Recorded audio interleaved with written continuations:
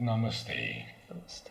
and welcome to our continuing series, Interviews with Disciples and Devotees.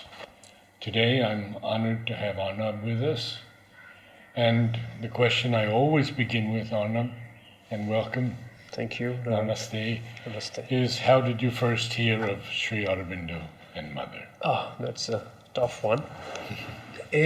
First of all, there was no choice, so to speak, because my grandmother belongs to the Ghosh family of Sri Aurobindo. She grew up in the ancestral home in Konnagar, in Bengal, near Calcutta. So she knew, obviously, and in fact, they have some lovely comments and stories on Sri Aurobindo when he came back from England. Oh, Yeah, because will you be able to share any yeah, of sure, this? sure, That sure. would be wonderful. Yeah. Oh, people would be very grateful to hear that. So that's my paternal grandmother. She grew up actually in Konnagar. And then my grandfather felt a call towards Sri Aurobindo's works. He was a communist, youth leader under Netaji Subhash Chandra Bose, the famous freedom fighter. And he was agnostic, completely. And then reading Sri Aurobindo completely turned him around. I see. Completely a volte-face, you know. And then he got in touch with Nolnida. So Nolnida was our contact initially in the early Nolnida. Nolini? Yeah. So in the early 50s or maybe late 40s. Yeah. So they came down, I think, in the early 50s sometime. So Did they ever have the opportunity to see Sri Aurobindo? no, unfortunately not. And of course, they met the mother. And in fact, my grandfather told me that he had a lot of questions before his first darshan of the mother. And he came with a lot of questions that were stemming from all the readings he was having from Sri Aurobindo's works. But once she touched his head, all the questions completely silenced. Yes. And he said it was a completely, he said, this is home. This is where I belong. And he stayed back. So when did he move here? I think he moved in the mid-50s. Mid-50s? Yeah. So in a way, we are probably one of the older families Yes. of ashram. And then he brought in my father and uncle, who grew up totally here in the ashram school. In the ashram school? Yeah. And I grew up in the ashram school. So therefore I said I had no choice. I was born into it. Right. My sister grew up here, and her sons, they are in primary school today. So we are having quite a bit of a lineage here. Yes, quite something. Tell us some of the stories that you remember. Oh, there's one story my Sure. grandmother used to narrate when we were kids.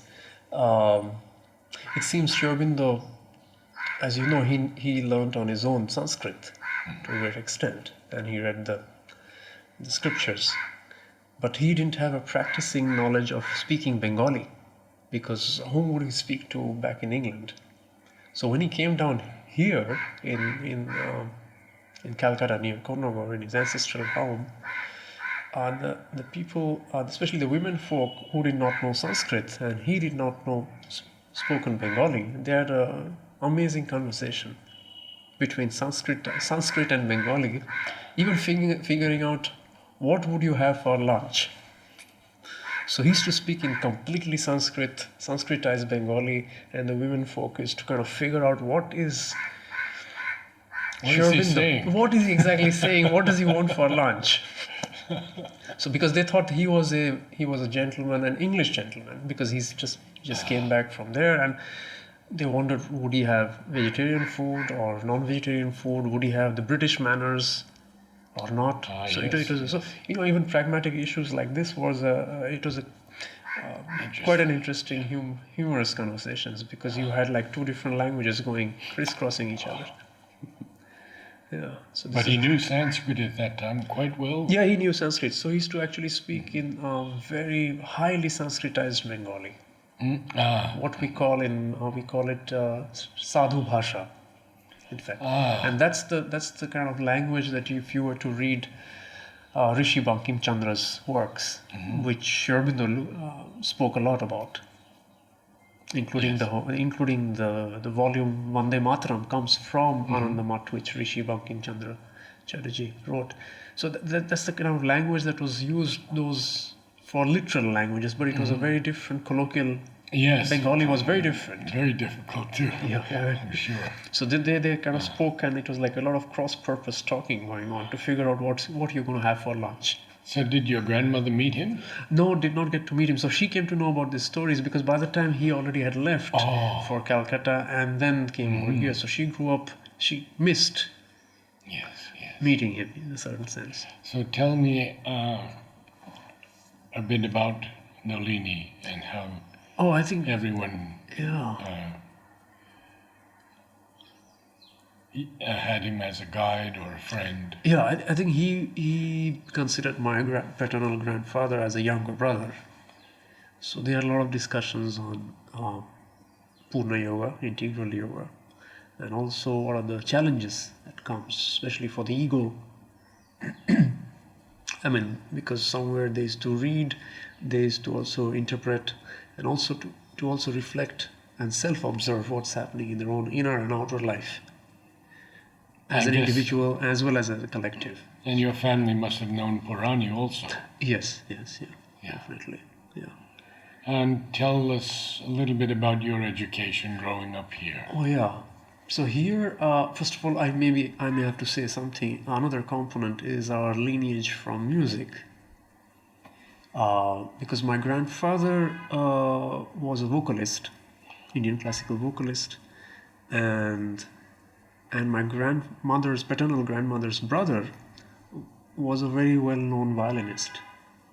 And he learned from his guru, who was very well-known, called Baba Alauddin Khan, who was the guru of Pandit Ravi Shankar. Oh. So they all learned together in the Guru Shishya system in Maihar, in Madhya Pradesh. So for 12 years. And then he taught my father, and my father taught me. Oh. So I come from the lineage of the musical style and lineage of Baba Alauddin Khan, Ravi Shankar ji, my granduncle Pandit Ravin Ghosh, who afterwards taught for many, many decades in Tagore's University in Vishwabharati. Well, I have been honored to hear your piano playing. Perhaps you could sing something for us. Sure, we could. That would be wonderful. What about a mantra? Fine. Okay. Let me get my little smartphone instead of bringing a tanpura. This is it. Amazing, isn't it? Yeah, it's just kind of miniaturizing. Yeah. Okay, let me get a tanpura.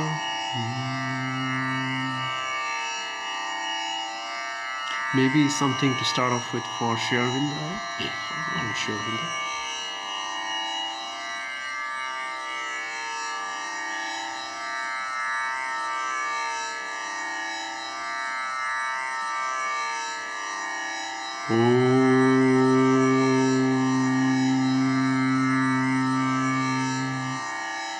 Namo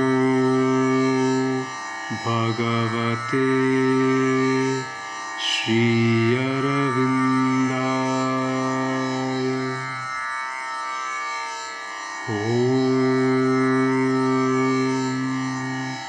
Namo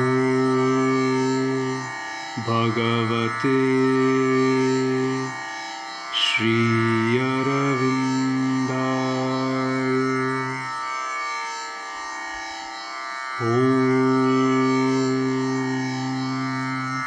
Namo Bhagavate Sri Aravindaya.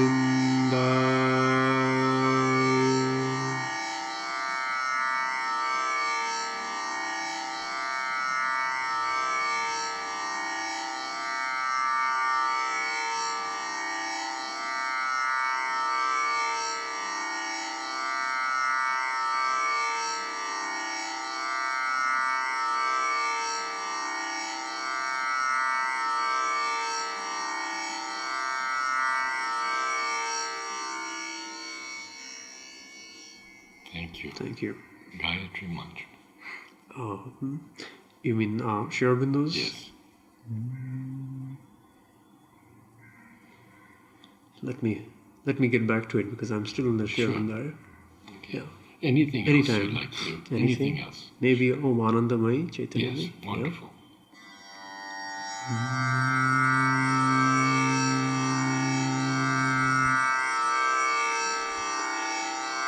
Om Anandamai Chaitanyamai Satyamai Parame Om Anandamai Chaitanyamai Satyamai Parame Om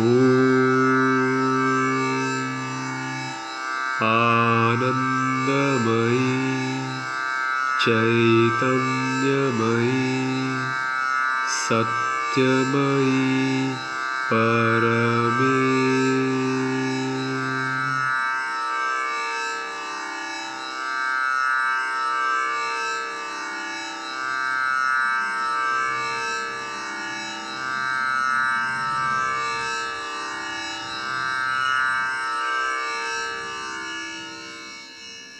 Perhaps you could give us one more? Anything of your choice.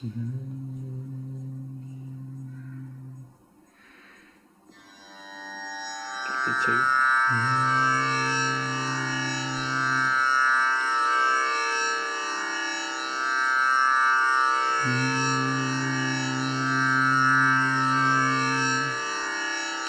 Just reminded me of, we did a workshop at Sakar recently where we had a walking meditation like the Buddhist monks with Buddham Sharanam Gacchami.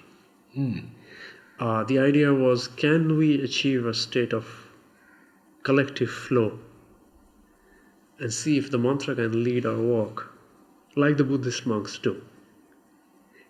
That's what we do in the Om choir. So we tried that, and it was interesting. We had Orvilleans, we had Ashramites, we had also members from the Golden Chain community, and we were about 75 of us. Oh. Yeah. We had more than 120 people, I think, this last Christmas Eve. We did Wonderful. a candlelight ceremony. Wonderful. So, Om is our only word, Oh, and the wonderful. most powerful. And the most powerful. I have the octave below your voice. Okay. Would you like me to go down? I could just hum it as you sing. Okay. I think so. Or should we simply do Om? That's, Whatever you like. yeah, let's do the Om together. Do you want, this is in C, do you want me to, or I could lower it? Okay. Do you want me to lower the scale? No, Or it's it's alright? Okay. Just simply Om.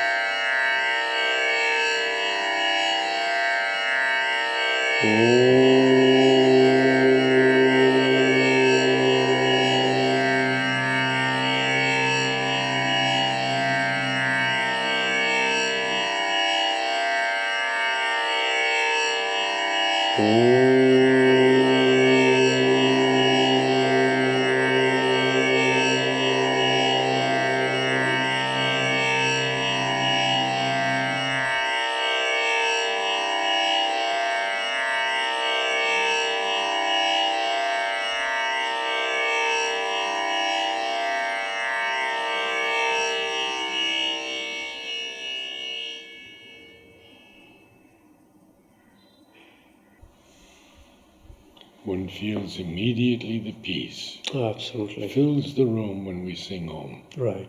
Yes. So thank you. Thank you. So, your education. What did you study? Yeah. So And of course, you met Mother, no? No, I didn't get. You didn't get. I was You born were in too young. '74. I 74. I see. Yeah.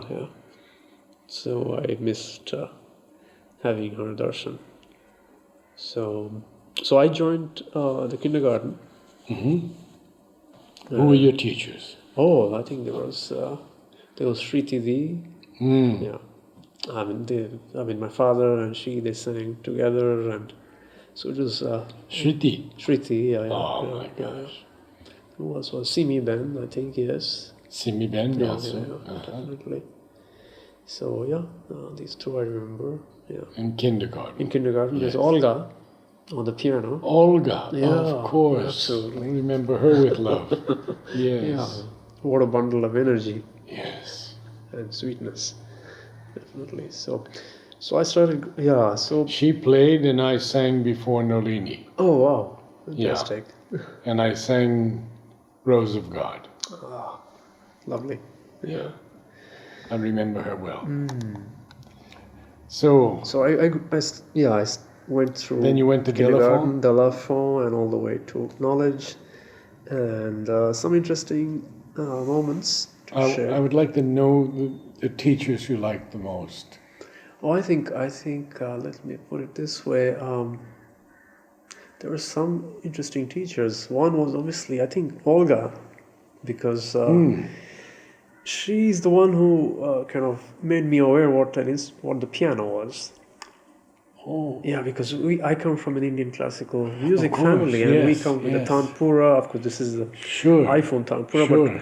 And we had my father sang, I sang at home. I played the tabla I started when I was maybe 4 years. Yeah, and so it was Indian classical music, and I used to wonder what is Olga doing and playing that large instrument, and she was so small. Yes. Yeah, and she was like holding us together. We were a bunch of kids. Some of us sang in tune, and you understood also the backbenchers did not sing much in tune, but she managed to hold them together. The piano held things together. So that's what got me interested into piano. And how did you learn? Just on your own? No, I started with Suzanne, the cellist. So I was probably her first student. Yeah. And she said, I play the cello, but I can teach you some piano. Oh. So I must have been 10 years old. Yeah. And I started with Bach's First Prelude. Oh. Yeah, which I still am in love with. That amazing work. And so one day, I just thought that, what if I were to extend Bach's First Prelude? And I was extending it, in the same pattern, using the similar motifs. And then she overheard me. I thought I would get quite a scolding. Suzanne overheard you? Yeah. I thought I would get a scolding. I didn't know maybe if I was disrespecting Bach or not. She said, no, but this is called improvisation, composition in the Western classical context. Yes. And this is something which I was very used to in the Indian classical, because when we learn a raga, we improvise a lot. Yes. Within that space. Yes. So you see, suddenly the two paradigms of music, they talked. They joined. So then she spoke.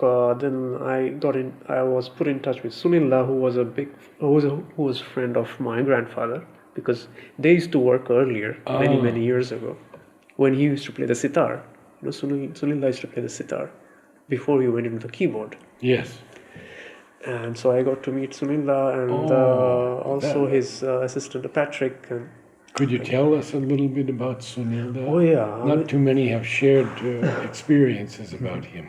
So I got to meet him. He said, "Oh, you are Moni Vishnu Chaudhary's grandson." That's my grandfather's name, and Arun Vishnu's son. And because my father, he taught classical music in ashram school, apart from being a professional vocalist, and also taught in Auroville in Bharat Nivas. Oh. Yeah. And so he said, "Oh, of course we know each other's family well." And there was Milidi. Millie. Yeah. Oh yes. And we were. So he said, "Oh, it's interesting to know that you are stepping into Western classical music, because nobody had done it from our family. We were always on the Indian classical front." And yeah. So he said, he told me one interesting paradigm. He said, "See, when it comes to orchestration, harmonization, if you're composing something complex," I said, "Yeah, I think I'm bringing in rhythms that are quite complex and raga structures onto the piano, and I want others to play with me, but my friends can't handle it because they were not as advanced as I was." So he said, "There is one solution." I said, "What?" "You have to become like Ma Durga with 10 hands." "And how do you become that?" He said, "With electronic music." Oh, he turned you on to it, electronic Yes. music. Yeah. So he said, that's what gives you that space, because you can layer things even with your 2 hands and 1 brain.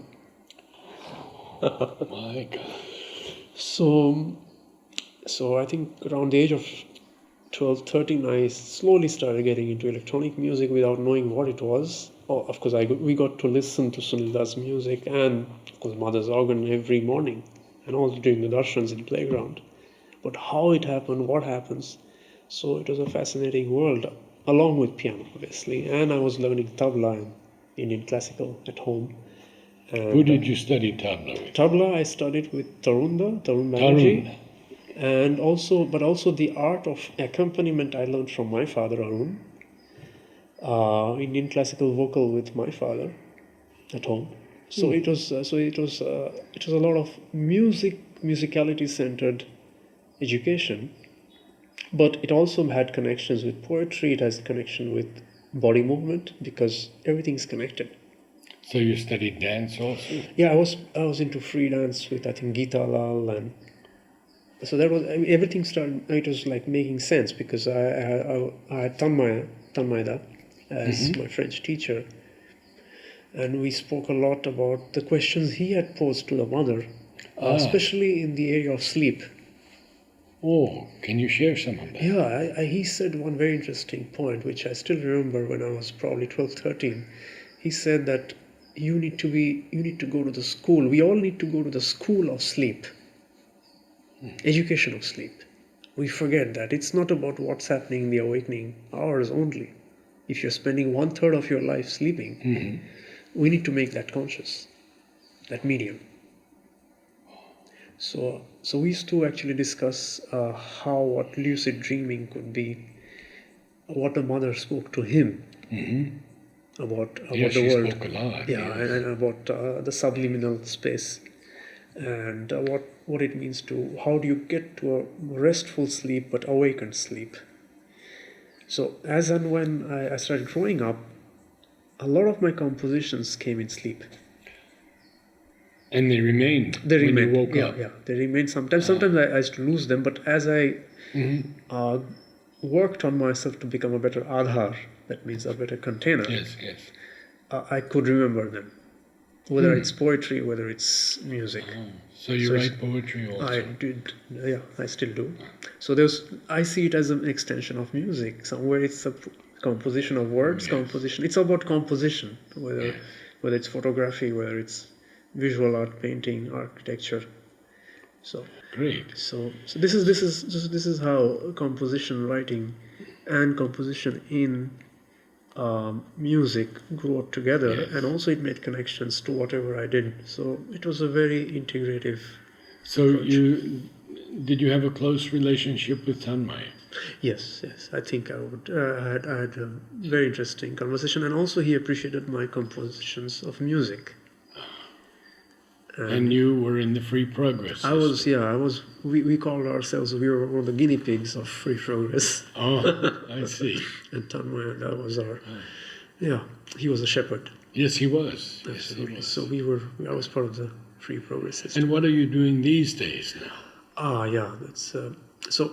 Once I completed my studies, higher course, I spent a few years in Bangalore working. First, I worked in the area of music composition for computer games,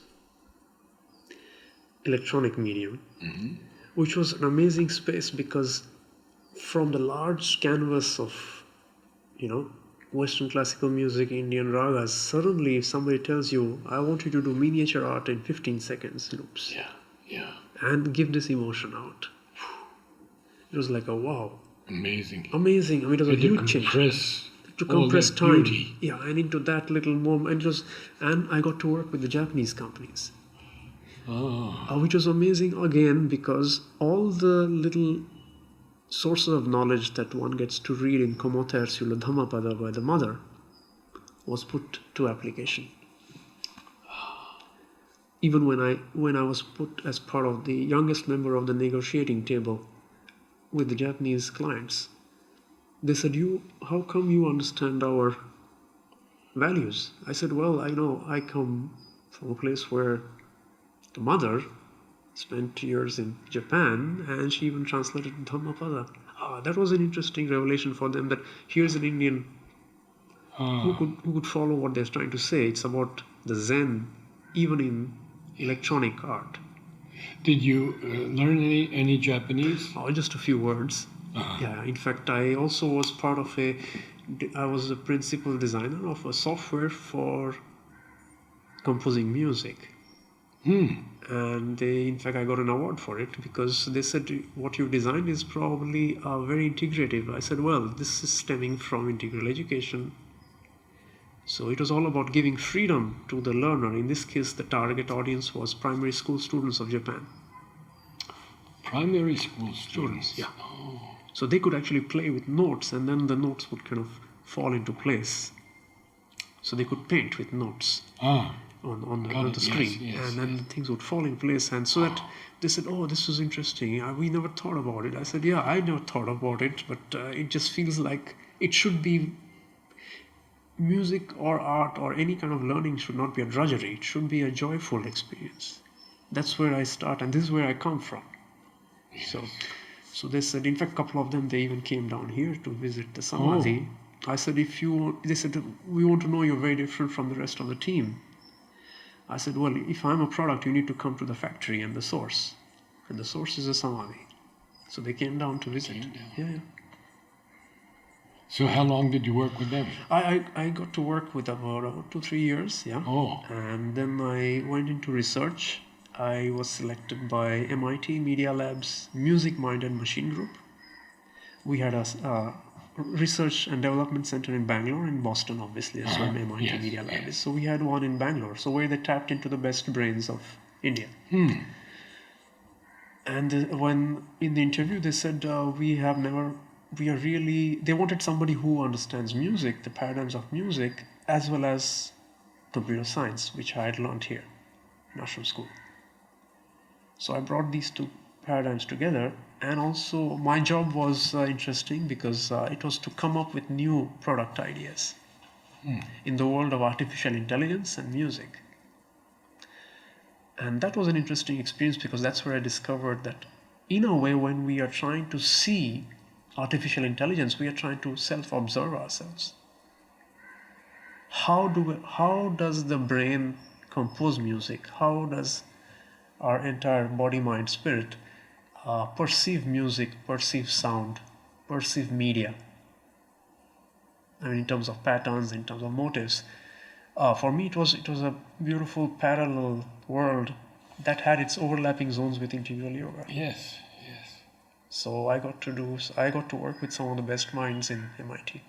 How long did you stay with them? I was for 2 years, yeah. 2 years. And we got to work with one of the pioneering products of that time, which was the world's first artificially intelligent karaoke system. Where if you sang a little out of tune and out of tempo, the machine, the software would adjust to your voice. Really? Live. So suddenly it opens up a whole new chapter that it's okay not to sing in tune, it's okay not to sing in tempo. You can still do it. You can still experience music. So this was ranked among the top 25 products when MIT Media Lab completed 25 years. Now? It's on the market. It's been there for quite a while. Yeah, I'm talking. This is back in the late 90s. Late 90s. Okay. Yeah. Then what did you do from there? Oh, from there I got back to Pondicherry, and I was wondering what to do. One is I started teaching in from school. I taught in the free progress system, the system I grew up in. I taught composition in terms of music on one hand, and also writing. The idea was to build projects and project management skills at a high school level, where you can think, observe, execute, and collaborate. So it was about putting together what I had learned here in the Fountainhead Ashram School, as well as all the experiences I brought back from MIT Media Lab and everything else. And how did your students react? Oh, it was considered first, of course, the other co-teachers, they wondered what I was doing, but I said this is how you get into a space where it's about the process. It's about apprendre.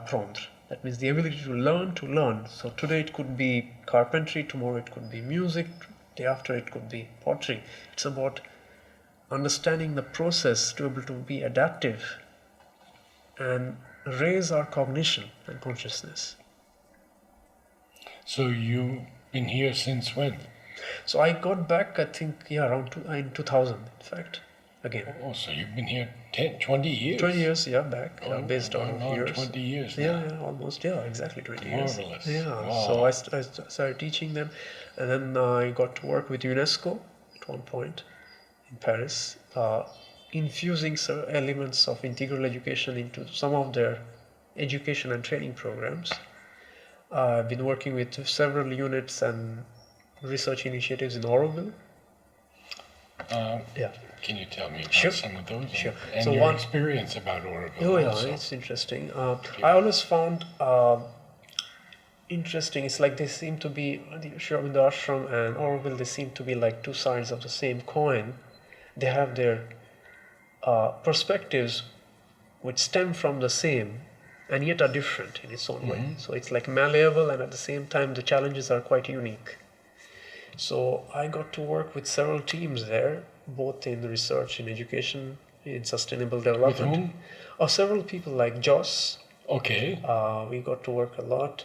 Then we got to work with also trying to look back into the grand project called CIRU, Center for International Research in Human Unity, which was an initiative by Roger Angers. So, and also by Kirit Bhai, he tried to revive it. So we went going back into those papers and figuring out whether something can emerge now. It was a whole assessment. It took us quite a few years, and also talking to senior Orwellians like Shraddhavan and understanding what they feel about it in today's world, in the contemporary state that Orwell is and can go towards in the future. With Joss, it was about working in the area of deep ecology and sustainable development to figure out the integral education paradigms there that are emerging and the challenges, and also the challenges of working with the government. Did you work with the recording people at all? In terms of I music? think they made evolution fast forward. Yes. That was that's third. One more component. Yes. So Manoj, Pavitran, Hemant, and I, we were the, to put it in a very Sanskrit word, we were the three murtis, like the three trios. I see. So Manoj handled the text, Hemant handled the visual and I was in charge of the music and sound. So yeah, that was another fascinating journey across 9 years, Oh, where we had to dive into the works of Sri Aurobindo and the mother and understand what it would mean in today's contemporary context and using symbols that the new generation and the future generation could understand. The medium, to use multimedia. Second is also to also not simplify but not dilute at the same time the intensity of Sri Aurobindo's cosmology. And also when you have visuals and the music, it gives you a more holistic experience for many in today's world. Certainly. So it took us about 9 years to produce quite a few. I think we have three-part films and I think a couple of short films, which were shown in some of the, apart from the Aurobindo Film Festival, some of the education centers. So, are you an ashramite now? No, I'm not an ashramite. I'm an ashramite at heart. Yes. But I chose this path where I could serve both Auroville and the ashram, and also continue with my quest in the area of music, also as a healing medium. As a healing medium. So that's another aspect where I felt a need to relook into integral education and integral music, where can it be used in the area of music therapy. So and I developed with Mother's Grace and Sri Aurobindo's Grace, a training program called, and a perspective called Know Your Rhythm, where I suppose that we all are a vibration, and we all have a rhythm to ourselves, in ourselves. And when we are not in rhythm with ourselves, we fall ill. We are not into the space of wellness, well-being, and developing that. So I have been into research formally with, I have represented India at the World Congress for Music Therapy in Vienna, where I got to present, I was chosen among the 8 training programs. So you went to Vienna? Yes, I was also the final artist, composer of the opening ceremony. In fact, most of these links are on my site called ninad.in. Pardon? Ninad. Ninad.in.